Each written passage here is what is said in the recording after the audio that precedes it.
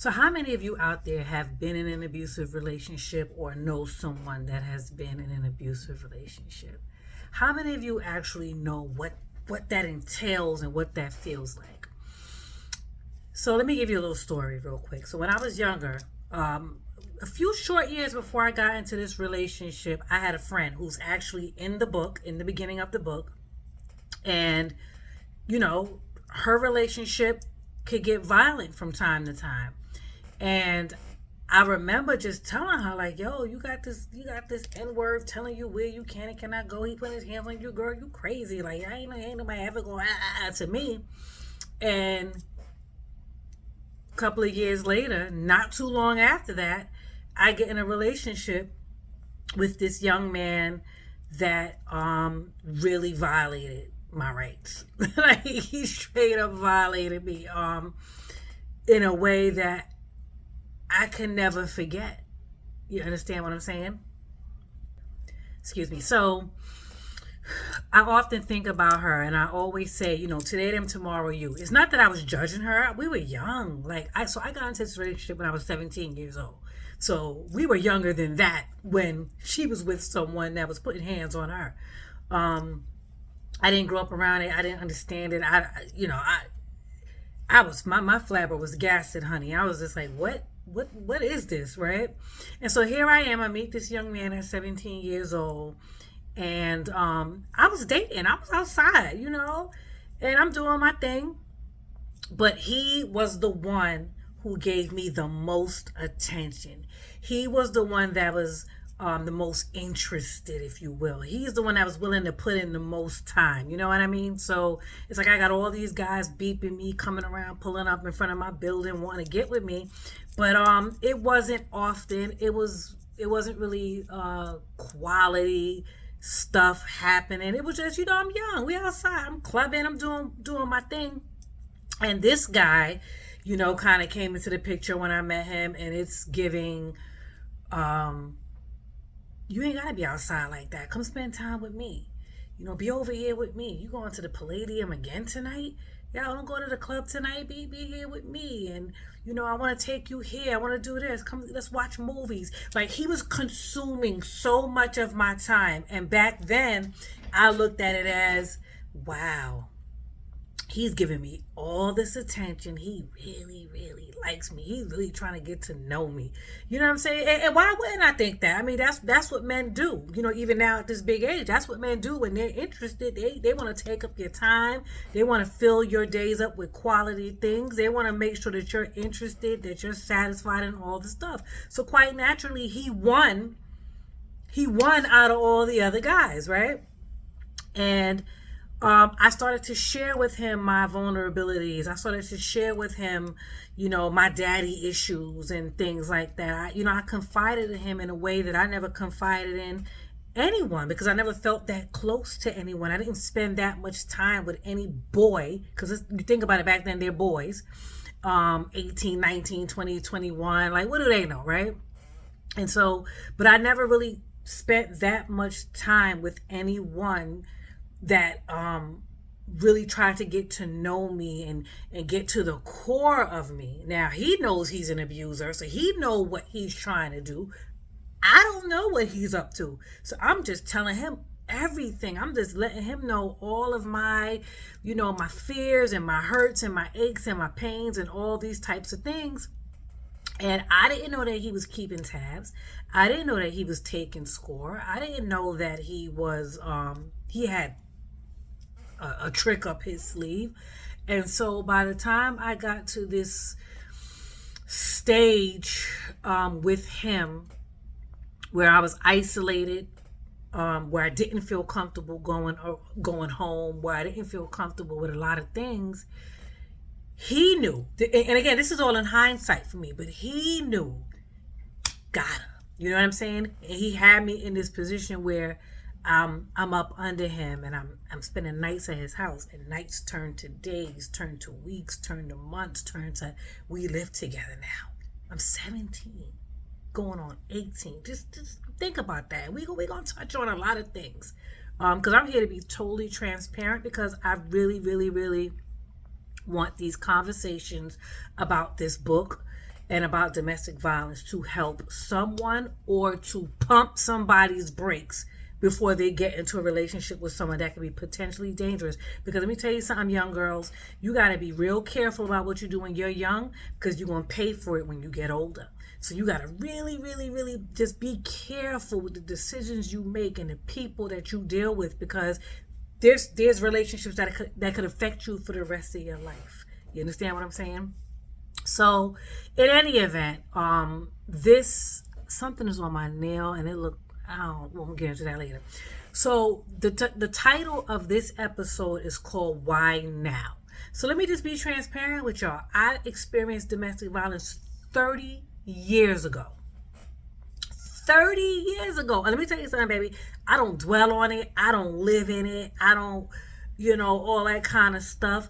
But as I said in the previous episode, it's not that I won't let go of what happened to me. What happened to me won't let go of me. And I feel like there's a bigger issue here. There's a bigger goal here. There's a bigger thing here that I need to be doing with my experience and with my knowledge and with what I went through in domestic violence. So when people say, why now? I think it's such an insensitive thing to say. Everybody deals with things differently. And when things happen in your life, I believe God don't make no mistakes. And he allows certain things to happen to you because he has a plan for your life. And when you fight it, and when there's something that you just can't let go of, you can't stop thinking about, you can't stop doing, that's your purpose. That's the thing that you're supposed to be doing. And so all these years, me not wanting to deal with domestic violence, me not wanting to think about it, me not wanting to dwell on it, I'm just like, oh my God, this thing is in my head as if it happened yesterday. And so here I am. I rewrote the book, and I realized why I needed to rewrite this book. So some time ago, there was a young lady that read my book. She loved my book. It encouraged her to leave her abuser. And then she got back with him a year later, and he murdered her. And her mom reached out to me thanking me for giving her daughter back for a year. Just thanking me for just, basically that. You know what I'm saying?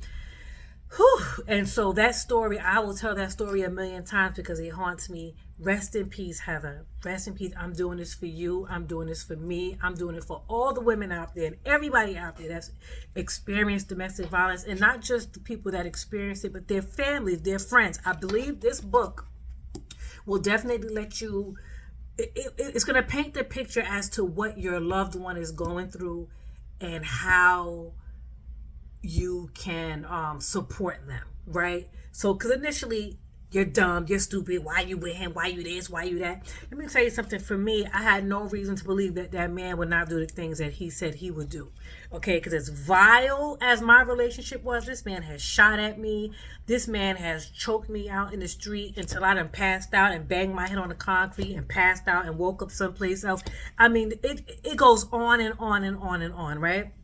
And you are paralyzed with such fear when somebody is that vile and that violent, and they go so hard to show you, I don't give a fuck about you, I will kill you, I will fuck you up. Yes, it's like that. They're in your face every day. You give up. I gave up.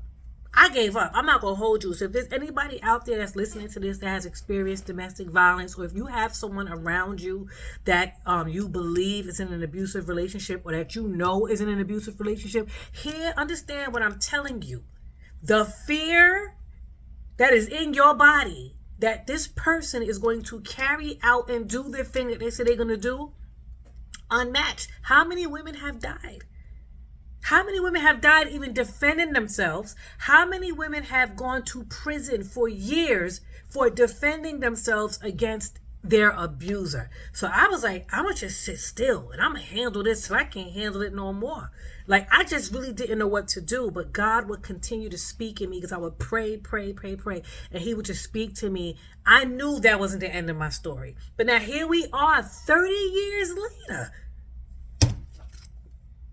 And this story has a chokehold on me. And so I know it is my purpose to be there for someone or everyone, whoever, to just kind of help them navigate their way through this, to be there for them when they come up out of it. I'm here. I take on that responsibility because I know what it's like to not have anybody around that want to hear this bullshit, right? So when you say why now, it's because sometimes you suppress all of this violence that has happened in your life.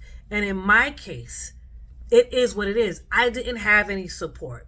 So what sense did it make to keep talking about something? Like, what sense did it make? I've grown men have stood around and watched me get violated and they did nothing. So it did something to my self-worth. It did something to my what's the word? It did something to my trust levels. It just made me feel like I don't have anybody. I got to keep everything to myself, because if people could see it and do nothing, what are they going to do when I tell them? What are you going to do, right? So it just really turned me into this other type of person that I've spent the rest of my life trying to undo, because I know the good in me and I know what I have to offer. And it's just not fair that this one major thing that has happened in my life could take away all the beauty that I know is in me. So don't let it take away the beauty that you know is in you, that I know is in you. You got to work your way through it, and it takes time, but do not give up, okay? I'm telling you, 30 years later, here I am.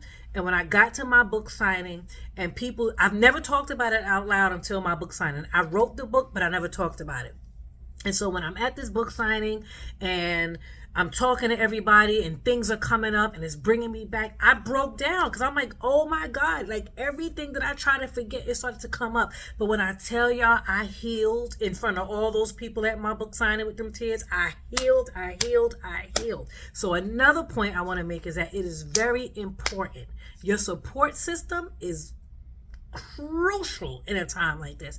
And I pray that you have all the love and all the support, even if they don't understand. They're not judging, they're not making you feel terrible, because it's just going to make you sink lower, because you're going to feel like, I can't talk to anybody about this because I'm being judged, right? So the why now is, let's take Cassie, for example, right? Because unfortunately, unless you're a celebrity, nobody cares that some man is abusing you or some woman is abusing you, right?